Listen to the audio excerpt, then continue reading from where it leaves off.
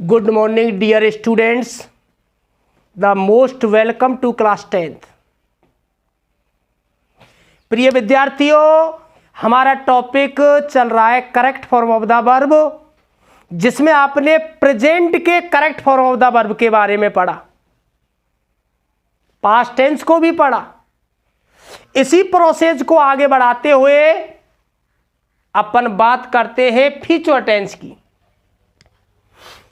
Future tense भविष्य काल, जिसकी 4 कैटेगरी होती है: indefinite, continuous, perfect, perfect continuous. प्रिय विद्यार्थियों, फ्यूचर टेंस चल रहा है। फ्यूचर की 4 कैटेगरी हुई: future indefinite, future continuous, future perfect, future perfect continuous. अब फ्यूचर टेंस में अध्ययन करेंगे फ्यूचर इंडेफिनेट, जिसका रिज्यूम होगा शैल विल प्लस V1। प्रिय विद्यार्थियों, फ्यूचर इंडेफिनेट जिसका रिज्यूम है shall oblique will plus V1। चर्चा करते प्रिय विद्यार्थियों मीनिंग्स की। मीनिंग की चर्चा करते प्रिय विद्यार्थियों। हिंदी वाक्य के अंत में ध्यान से देखें प्रिय विद्यार्थियों, हिंदी वाक्य के अंत में गा, गी, गे आदि शब्द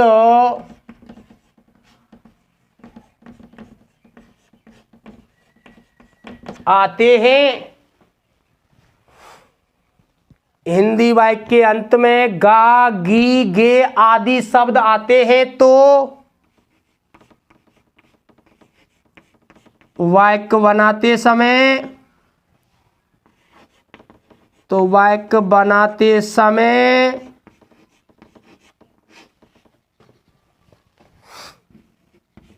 शैल oblique will plus MB first या वुड प्लस MB फर्स्ट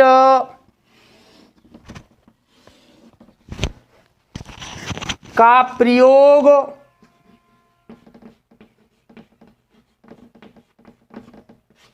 होता है।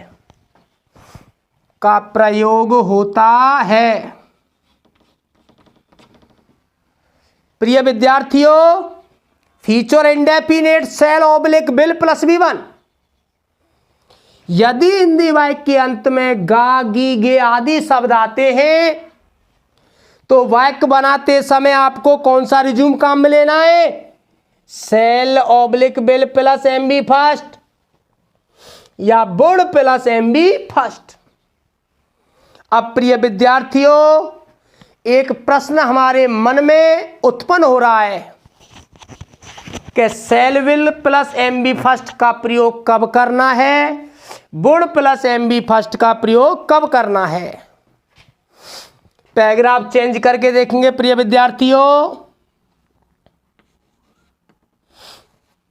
यदि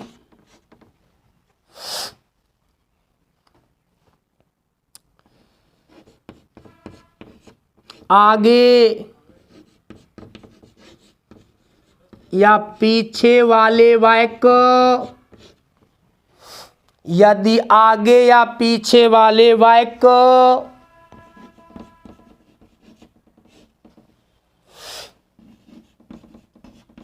वर्तमान या भविष्य काल के हों तो वाक्य बनाते समय वाक्य बनाते समय shall oblique will plus B1 का प्रयोग होता है।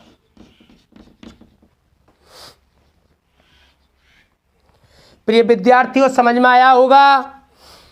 यदि गागी गे पहचान है और इस गागी गे पहचान वाले वाक्य के आगे या पीछे वाले वाक्य वर्तमान या भविष्य काल के हो तो वाक्य बनाते समय shall oblique will plus B1 का प्रयोग करते हैं।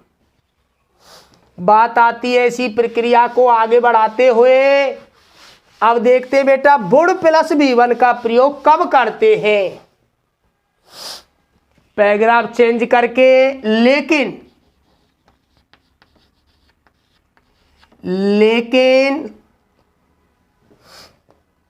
आगे या पीछे वाले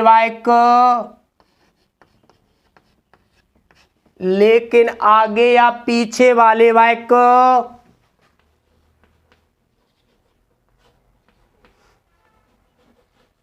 past time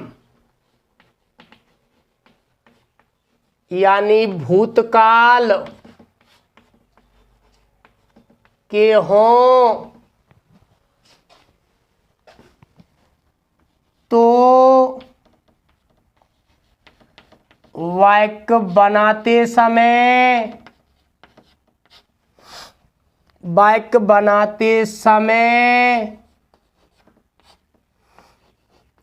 Bodo plus MB1 का प्रयोग होता है या करते हैं। प्रिय विद्यार्थियों, आपको जानकर प्रसन्नता हो रही होगी कि जिन हिंदी वाक्यों के अंत में गागी गे आता है उन वाक्यों की अंग्रेजी बनाते समय shall oblique will plus MB1 या वुड प्लस MB1 का प्रयोग करते हुए वाक्य बनाते हैं। अब जो आपके अंदर कंफ्यूज था सेल प्लस B1 का प्रयोग कब करेंगे और वुड प्लस B1 का प्रयोग कब करेंगे, उसका पैराग्राफ चेंज के लिखा दिया गया है। यदि आगे या पीछे वाले वाक्य प्रेजेंट या फ्यूचर टाइम के हो, किसके हो प्रिय विद्यार्थियों, प्रेजेंट या फ्यूचर टाइम के। गागी गे के आगे पीछे वाला वाक्य होना चाहिए या तो वर्तमान काल का या भविष्य काल का। तो वाक्य बनाते समय आपको cell oblique will plus B1 का प्रयोग करना है।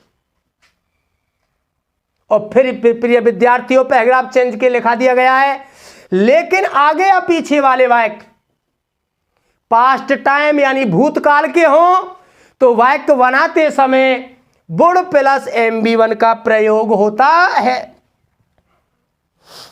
प्रिय विद्यार्थियों, इसी प्रोसेस को आगे बढ़ाते हुए नेक्स्ट बिंदु आता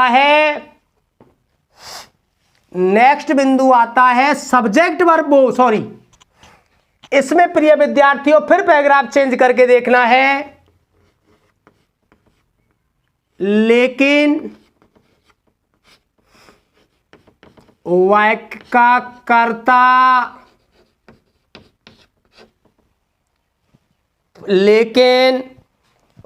का कर्ता क्रिया को ने करे तो वाक्य बनाते समय